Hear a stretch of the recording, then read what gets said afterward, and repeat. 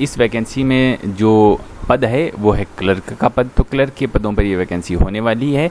Number of vacancies काफ़ी अच्छी, इसके बारे में डिटेल जानकारी आपको देंगे। एग्ज़ाम से रिलेटेड कोविड-19 चल रहा है तो आप एग्ज़ाम देने जाएंगे तो आपके पास क्या क्या चीज़ें होनी चाहिए, आरोग्य सेतु वगैरह, वो सारी चीज़ें जानेंगे। एग्ज़ाम पैटर्न आपका जानेंगे, सिलेबस आपका जानेंगे और इसकी महत्वपूर्ण तिथियाँ आपको बताएंगे कि आपका एग्ज़ाम वगैरह, आपके ऑनलाइन फॉर्म वगैरह, फॉर्म फीस वगैरह क्या है, छूट वगैरह क्या मिल रही, तो सारी चीज़ें हम बड़े ही डिटेल में जानने वाले हैं। चलिए आगे बढ़ते हैं। तो सबसे पहले ये जो वैकेंसी है ये क्लर्क के पदों पे वैकेंसी है 2021-2022 के लिए। ये इसकी ऑफिशियल वेबसाइट है www.ipvs.in पर जाकर आप जो है ना इस नोटिफिकेशन को रीचेक भी कर सकते हैं कि ये सही है कि वरना ही सही। तो ये वैकेंसी आपकी होने वाली है, क्लर्क की वैकेंसी 10वें नंबर की। ठीक है, आगे बढ़ने की श्रृंखला में हम एक एक करके सारी चीज़ें बड़े ही अच्छे से देखने वाले हैं। अब देखिए इसमें जो पार्टिसिपेटिंग बैंक हैं, क्योंकि IBPS क्या है कि ये एक संस्था है जो कि एग्ज़ाम कराती है। इसका काम है एग्ज़ाम को कंडक्ट करना और सब बच्चों के मार्क्स ये निकाल के लाती है और फिर जो है ना बैंकों को बताती है कि हमने ये बच्चे छाटे हैं, इनके इतने इतने नंबर हैं, आप जिसे चाहें ले सकते हैं। ठीक है, तो ये बैंक जो है ना उसी जितने नंबर आपके IBPS एग्ज़ाम में आए उसी के आधार पर आपका सिलेक्शन कर लेती हैं। ठीक है, तो आप देख सकते हैं यहाँ पर कौन कौन सी बैंक आपके यहाँ पर पार्टिसिपेट कर रही हैं इस IBPS एग्ज़ाम के थ्रू। और वैसे हर किसी के लिए एक अपना एग्ज़ाम होना चाहिए, किसी बैंक का सेपरेट नहीं होना चाहिए। अब देखिए कई सारी चीज़ों में बदलाव हुआ है कि एक कॉमन एलिजिबिलिटी टेस्ट आया है, जैसे आपने नाम सुना होगा CET के नाम से। उसमें क्या है कि रेलवे हो गया, RRB हो गया, ठीक है, SSC हो गया, तीनों कंबाइन मिलके एक एग्ज़ाम कराएंगे। लेकिन उसमें कई सारी गड़बड़ियाँ हैं, एक वीडियो हम उसके बारे में बना चुके हैं, क्या क्या गड़बड़ियाँ थी। हम उस पर नहीं जाते, हम इस वैकेंसी के बारे में यहाँ से देखना चाहेंगे। आपके जो रजिस्ट्रेशन है वो 2 तारीख से चालू हो चुके हैं। ठीक है, आप इसमें अपना ऑनलाइन फॉर्म भर सकते हैं और 23 सितंबर तक चलेंगे। तो आपके ऑनलाइन एप्लीकेशन चालू हो चुके हैं जो कि 2 सितंबर से 23 सितंबर के बीच तक चलेंगे।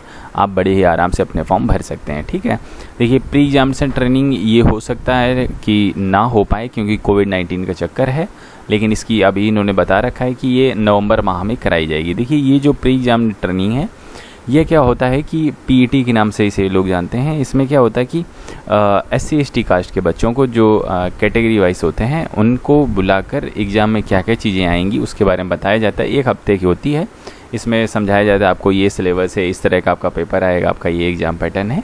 ठीक है, तो इसमें सारे बच्चे पार्टिसिपेट नहीं कर पाते हैं, सिर्फ SC/ST वगैरह कैटेगरी के बच्चे इसमें पार्टिसिपेट कर पाते हैं।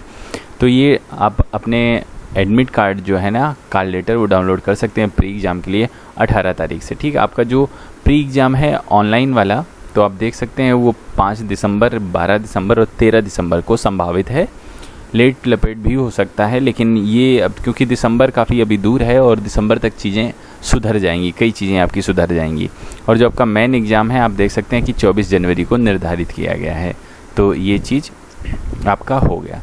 देखिए in case it is possible and safe to hold PET का मतलब प्री एग्जामिनेशन ट्रेनिंग। तो एलिजिबिलिटी क्राइटेरिया में सबसे पहले बात आती है कि आपका राष्ट्रीय मतलब भारत का सिटीजन होना अनिवार्य है या फिर आप नेपाल भूटान के हो तो भी आप चलेंगे। ठीक है, तो ये आपकी एलिजिबिलिटी एक कंडीशन है भारतीय नागरिकों। अगर आप भारतीय नागरिक हैं तो आप इसमें फॉर्म भर सकते हैं। आपकी जो उम्र सीमा है वो 20 से 28 साल के बीच में होनी चाहिए और आपकी उम्र सीमा की गणना 1 सितंबर 2020 से की जाएगी। कहने का मतलब ये हुआ कि आपकी उम्र जो है ना 2/9/92 से 1/9/2000 के बीच में होनी चाहिए। बट इन द केस अगर आप रिजर्व कैटेगरी से आते हो, SC/ST हो तो 5 साल की छूट मिल जाएगी, OBC हो 3 साल की, फिजिकली हैंडीकैप 10 साल की, भूतपूर्व फौजियों को 3 साल की, विडो डाइवर्स वुमेन के लिए 9 साल की और 1984 के दंगे जो हुए थे उसमें अगर आप पीड़ित हैं तो 5 साल की छूट। और जो है ना अर्बन कार्बाइड फैक्ट्री या भोपाल रिटायर्ड जो फॉर्म सर्विस थी अगर आप उससे रिटायर्ड वगैरह है, एम्प्लॉयज़ वगैरह हो तो आपको 5 साल की छूट यहाँ पर दी जाएगी। तो इस तरह छूट का जो प्रावधान था हमने आपको उसके बारे में यहाँ से बता दिया। अब देख लेते हैं एजुकेशन। एक डिग्री होनी चाहिए किसी भी डिसिप्लिन से, कोई फ़र्क नहीं पड़ता। ठीक है, तो आप जो है ना अगर आपके पास में डिग्री है तो आप इसमें फॉर्म भर सकते हो। ठीक है, तो किसी भी कला, साहित्य, विज्ञान, जियोलॉजी, बायोलॉजी जिससे भी डिग्री हो आप इसमें फॉर्म भर सकते हो। तो ये चीज़ इंपॉर्टेंट थी, इसके बारे में हमने देख लिया। लेकिन जो आपकी डिग्री है वो किसी गवर्नमेंट ऑफ इंडिया या आपके राज्य सरकार से जो मान्यता प्राप्त कॉलेज हैं उन्हीं से होनी चाहिए। ठीक है, इसके बाद अब देखिए अपीयरिंग बच्चे अप्लाई कर सकते हैं कि नहीं, उसके लिए आप यहाँ से देख सकते हैं कि जो बच्चे अपीयरिंग वो इसमें फॉर्म नहीं भर सकते हैं। फॉर्म भरने की तिथि तक आपके रिजल्ट वगैरह आ जाने चाहिए, क्योंकि जब आप फॉर्म भरेंगे तो ये लोग परसेंटेज मांगेंगे, तो अपीयरिंग बच्चे यहाँ से अप्लाई नहीं कर पाएंगे। एक चीज़ और कि आपके पास में कंप्यूटर लिटरेसी होनी चाहिए, आपके पास में कंप्यूटर का कोई सर्टिफिकेट होना चाहिए, सर्टिफिकेट हो, डिप्लोमा हो, डिग्री हो, कुछ आपके पास में होना चाहिए। अगर ये भी नहीं है तो आपने कक्षा 12 के स्तर पर या कक्षा 10 के स्तर पर या अपने कॉलेज के स्तर पर कंप्यूटर एक सब्जेक्ट आपने लिया हो या information technology as a subject आपने पढ़ा हो, तो आप इसमें फॉर्म भर सकते हैं।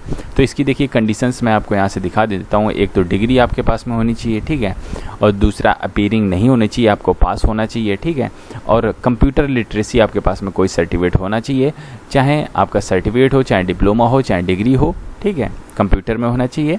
अगर ये नहीं है तो आपने हाई स्कूल या कॉलेज लेवल पर या किसी इंस्टीट्यूट में डिप्लोमा लेवल पर आपने कंप्यूटर की पढ़ाई की हो, एज ए सब्जेक्ट कंप्यूटर को लिया हो या इंफॉर्मेशन टेक्नोलॉजी को एज ए सब्जेक्ट आपने लिया हो, तो आप इसमें फॉर्म भर सकते हो। तो ये हमने आपकी एजुकेशन क्वालिफिकेशन के बारे में यहाँ से चर्चा हमने कर ली। अब हम थोड़े से और आगे बढ़ते हैं।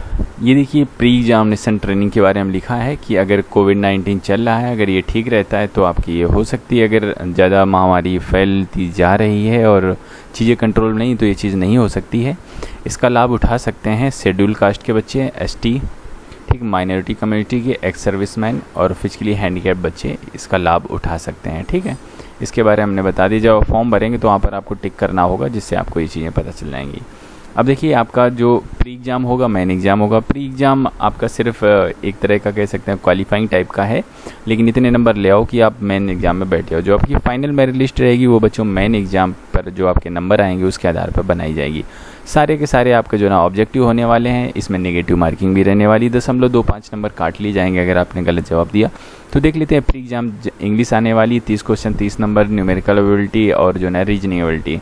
तो 60 मिनट 1 घंटे का पेपर, 100 क्वेश्चन 100 मार्क्स, ठीक है। तो ये चीज़ इंपॉर्टेंट है। इसका कट ऑफ डिसाइड करेंगे आईपीएस वाले, तो आप जो है ना एक अच्छे नंबर लेके आइएगा ताकि आप मेन एग्ज़ाम में बैठ सकें, क्योंकि प्री एग्ज़ाम के नंबरों पर आधार पर ही आपको मेन एग्ज़ाम में बैठने का मौका दिया जाएगा। अब देखिए मेन एग्ज़ाम के बारे में। General finance awareness 50 question 50 number, general English 40 के, रीजनिंग 50 क्वेश्चन 60 नंबर की, गणित आपकी 50 क्वेश्चन 50 नंबर के। टोटल आपको जो है ना 1.5 घंटे का समय आपको दिया जाएगा। 200 नंबर का पेपर रहेगा, 190 क्वेश्चंस आपके होंगे। पेपर की जो भाषा होगी वो बच्चों हिंदी और अंग्रेजी दोनों भाषाओं में आपको पेपर देने को मिलेगा। आपकी जिस भाषा में इच्छा हो उस भाषा में आप अपना पेपर दीजिएगा। रिटन एग्ज़ाम में नेगेटिव मार्किंग रहेगी, इसके बारे में हमने आपको ऊपर ही जानकारी दे दी है। हम थोड़ा सा और आगे देखिए पेनल्टी, अब यहाँ से देख सकते हैं 0.25 नंबर काट लिए जाएंगे। जो आपके एग्जामिनेशन सेंटर हैं वो ऑल ओवर इंडिया रहने वाले हैं। आप ऑनलाइन फॉर्म भरते समय इनका चुनाव भी कर सकते हैं।